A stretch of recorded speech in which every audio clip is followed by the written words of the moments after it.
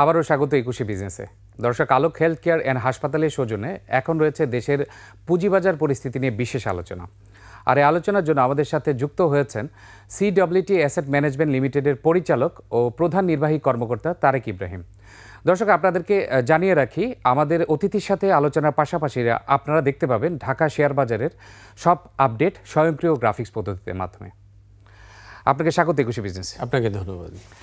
তারেক ভাই, প্রথম যে প্রশ্নটি করতে চাই, বেশিরভাগ কোম্পানি ইপিএস গত বছরের চেয়ে কম এবং অনেক ক্ষেত্রে নেগেটিভ ইপিএস। সার্বিক পরিস্থিতি আপনার কাছে কেমন মনে হচ্ছে? খুব সংক্ষেপে যদি উত্তর দিতে চাই, আসলে নেগেটিভ ইপিএসের জন্য যদি মেইন আমরা ক্যাটালিস্ট দেখি, দুটা ক্যাটালিস্ট আছে। একটা হলো যে ব্যাংক ঋণের সুদের হার অনেক বেড়ে গেছে। সো আমাদের দেশের উদ্যোক্তাদের একটা প্রবণতা আছে যে প্রচুর লোন নিয়ে ব্যবসা করা, অনেক সময় লোনের আসলে মিসহ্যান্ডলিংও হয়। তো এইসব কোম্পানি, অনেক যেসব কোম্পানিগুলো অত্যাধিক হাইলি লেভার্ড ছিল, যেমন ম্যানুফ্যাকচারিং খাতে বা কনস্ট্রাকশন সেক্টরে, যেটা স্লো হয়ে গেছে, এইসব খাতগুলোতে আসলে আর্নিংস অনেকটা ডিগ্রোথ আসতেছে, কোনো ক্ষেত্রে নেগেটিভ ইপিএস আসতেছে। একটা হলো হাই ইন্টারেস্ট এক্সপেন্সের কারণে। সেকেন্ড জিনিস হলো যে আমাদের আসলে তো একটা পরিবর্তন হয়েছে। সো জুলাই এবং অগাস্ট এই 2 মাসে আসলে দেশের প্রোডাকশন বা অ্যাক্টিভিটিস, ইকোনমিক অ্যাক্টিভিটিস যেটা ছিল সেটা অনেক কম। আর তৃতীয় যদি আমি কারণ বলি, সেটা হলো যে ম্যাক্রো ইকোনমিক রিজন। আসলে আমাদের গত কয়েক বছরের ম্যাক্রো ইকোনমিক মিসম্যানেজমেন্টকে হ্যান্ডেল করার জন্য বর্তমান গভর্নমেন্টকে এসে ইন্টারেস্ট রেটকে বাড়াতে হয়েছে। ইকোনমি কিন্তু ইন্টারেস্ট রেটের সাথে ইকোনমির রিলেশনশিপটা একটু নেগেটিভ, যে অ্যাক্টিভিটিসের সাথে। সো ইকোনমিক অ্যাক্টিভিটিস ফল করেছে। লেটেস্ট কোয়ার্টারে বোধ হয় সামথিং অ্যারাউন্ড 2%-এর মতো জিডিপি গ্রোথ হয়েছে। সো ওভারঅল সব কিছু মিলিয়ে আসলে দেখা যায় কি, যে কোম্পানিগুলোর এক্সপেন্ডিচার হয় ফিক্সড এক্সপেন্স, বাট রেভিনিউ সাইডে যদি ভলাটিলিটি ক্রিয়েট হয়, তখন এটা বটম লাইনে মাল্টিপ্লায়ার ইফেক্ট ক্রিয়েট করে।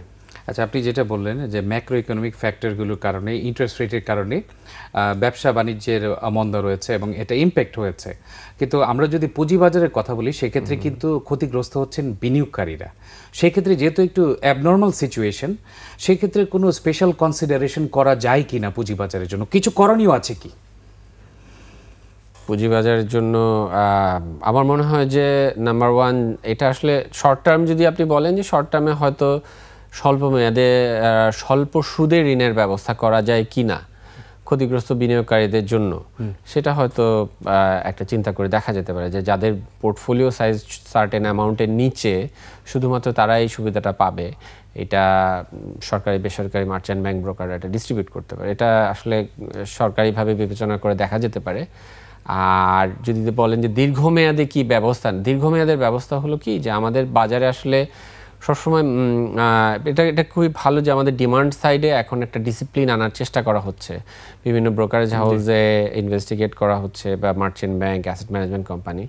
It's a great step. এখন আমাদের আসলে সাপ্লাই সাইডকেও অ্যাকাউন্টেবিলিটিতে আনতে হবে, যে ইস্যু ম্যানেজাররা যে কোম্পানিকে নিয়ে এসেছেন, যে কোম্পানির উদ্যোক্তা শেয়ার বাজার থেকে টাকা তুলেছেন এবং ওই তুলে টাকাটার কি ব্যবহার করেছেন, কেন হঠাৎ করে আইপিওতে আসার আগে তার প্রফিটেবিলিটি ভালো ছিল এবং আইপিওতে আসার পরে ক্রমাগত তার অবস্থার অবনতি হয়, অ্যাকাউন্টিং ফার্মে কোনো দায়বদ্ধতা আছে কি না, এখানে কোনো মিসহ্যাপ আছে কি না, এটা আসলে আমার মনে হয় যে খতিয়ে দেখার সময় এসেছে।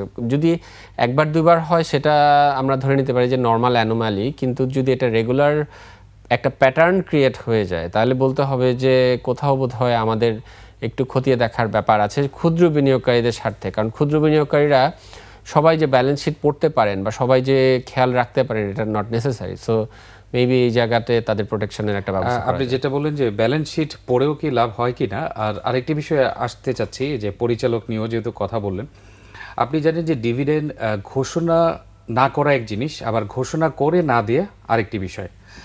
আমরা জানি যে পুঁজিবাজার অর্থনৈতিক মন্দার জন্য ডিভিডেন্ড ঘোষণা করতে পারছে না, দিতে পারছে না। ঘোষণা দিয়ে না করাটা, এই যে বিষয়টা, এটার কারণে ক্ষতিগ্রস্ত হচ্ছে মূলত বিনিয়োগকারীরা। সেটার জন্য কোনো আসলে বিশ্বের অন্য কোনো জায়গায় মানে শাস্তিমূলক ব্যবস্থা আছে কিনা? আমি শুধু আপনাকে একটা সহজ উদাহরণ দিই। আপনি আমি আশা করি যে সবাই বুঝতে পারবেন যে এলন মাস্ক এখন সবচেয়ে ডোনাল্ড ট্রাম্পের ঘনিষ্ঠ সহযোগী হিসেবে বিবেচিত হন এবং বিশ্বের সবচেয়ে ধনী ব্যক্তি, $400 বিলিয়ন, এবং তার নিয়ন্ত্রিত কোম্পানিগুলোর বাজার মূলধন $1 ট্রিলিয়ন উপরে।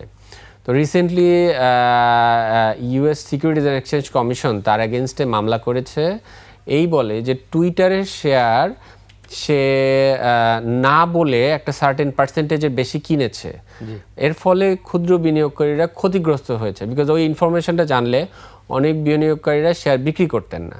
সো আমার মনে হয় যে এরকম ভুরি ভুরি এক্সাম্পল আছে যে রেগুলেটর, কারণ কোম্পানির উদ্যোক্তারা হলেন কোম্পানির সবচেয়ে শক্তিশালী পাওয়ারফুল ইন্ডিভিজুয়াল।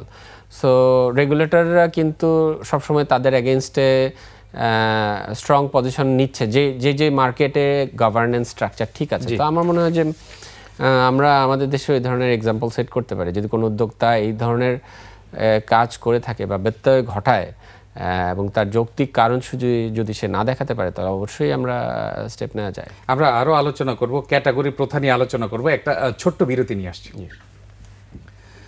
দর্শক, এই পর্যায়ে নিচ্ছে একটা বিরতি, ফিরবো একটু পরে, ততক্ষণ আমাদের সঙ্গেই থাকুন।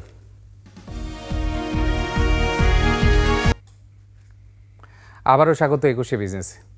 দর্শক, বিরতির আগে দেশের পুঁজিবাজার পরিস্থিতি নিয়ে কথা বলছিলাম সিডব্লিউটি অ্যাসেট ম্যানেজমেন্ট লিমিটেডের পরিচালক ও প্রধান নির্বাহী কর্মকর্তা তারেক ইব্রাহিমের সঙ্গে। আমরা আবারও ফিরছি আলোচনায়। তারেক ভাই, আপনি যেটা বলছিলেন যে আসলে ডিভিডেন্ড ঘোষণা করে না দেওয়া, এটাই অবশ্যই যেন শাস্তিমূলক ব্যবস্থার কথা বলা হয়। এই ক্ষেত্রে ডিভিডেন্ডের সাথে আরেকটি বিষয় জড়িত, কোম্পানির রেটিং ABNZ ক্যাটাগরি, রাইট? এই ক্যাটাগরি প্রথা আসলে এগুলো তো মান্দাতা আমলের প্রথা। এই মান্দাতা আমলের প্রথাগুলো পৃথিবীর অন্যান্য দেশে প্রচলিত আছে কিনা, আর এই প্রথার এখন আধুনিক যুগে যৌক্তিকতা কতটুকু? আসলে সহজ ভাষায় বলতে গেলে আসলে বাংলাদেশে ক্যাটাগরি যে প্রথাটা, এটা আসলে প্রয়োজনীয়তার নিরিখে এসেছিল। এই কারণে মানে আপনি যদি গ্লোবাল মার্কেটে দেখেন, গ্লোবাল মার্কেটে আসলে ব্রডার ক্যাটাগরি করা হয়, যে লাইক নিউ ইয়র্ক স্টক এক্সচেঞ্জে ট্রেড হচ্ছে স্মল ক্যাপিটালাইজ কোম্পানিকে তারা বলে পিঙ্ক শিট, তারপরে একটা স্পেসিফিক ইন্ডেক্সে অ্যাড করে, হ্যাঁ, S&P 500-এ।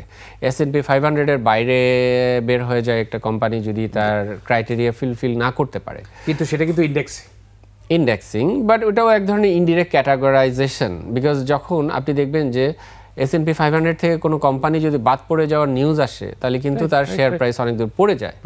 তো আমাদের দেশে আসলে দেখা যায় কি, যে লুপহোল যদি কেউ কিছু পায় আসলে সেটা ইউজ করে অনেক অ্যাবিউজ করা হয়।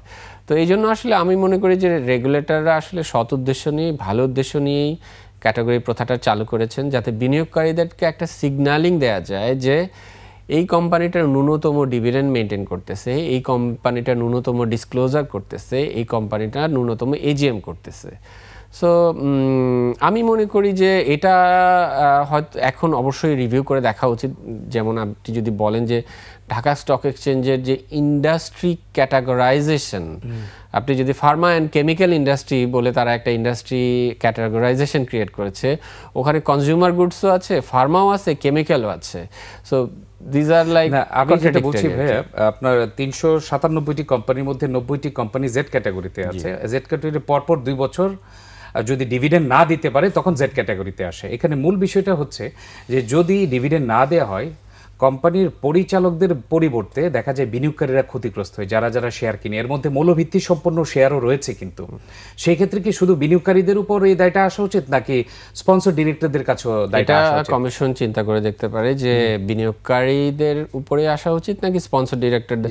মেবি কমিশন চিন্তা করে দেখতে পারে যে স্পন্সর ডিরেক্টররা যদি এই ধরনের certain dividend or profitability achieve না করতে পারে, তাহলে তাদের শেয়ারের উপরে কোনো প্রকার লক ইন বা কিছু, সেটা রেগুলেটরের রিজার্ভ রয়েছে, কিন্তু রিজার্ভ থেকেও তো অনেকে ডিভিডেন্ড দিচ্ছে, সেটা রেগুলেটর চিন্তা করে দেখতে পারে।